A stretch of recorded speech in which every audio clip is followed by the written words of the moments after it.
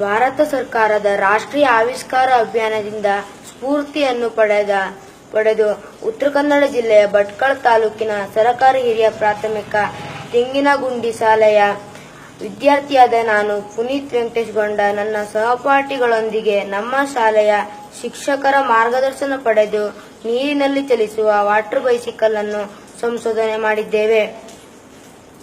Make in India ಯೋಜನೆಯ ಪೂರಕವಾಗಿ ರಸ್ತೆಯಲ್ಲಿ ಚಲಿಸುವ ಬೈಸಿಕಲ್ ಅನ್ನು ಹಲವು ಮಾರ್ಪಾಡುಗಳನ್ನು ಮಾಡುವುದರ ಮೂಲಕ ಸುಪ್ರಸಿದ್ಧ ವಿಜ್ಞಾನಿ ಆರ್ಕಿಮಿಡೀಸ್ನ ತತ್ವವನ್ನು ಆಧರಿಸಿ ತೇಲುವಿಕೆಯ ನಿಯಮ, ತೋರಿಕೆ ನಷ್ಟ, ಪ್ಲವನತೆ ಬಲದ ಆಧಾರದ ಮೇಲೆ ಈ ವಾಟರ್ ಬೈಸಿಕಲ್ ಅನ್ನು ಸಂಶೋಧನೆ ಮಾಡಿದ್ದೇವೆ.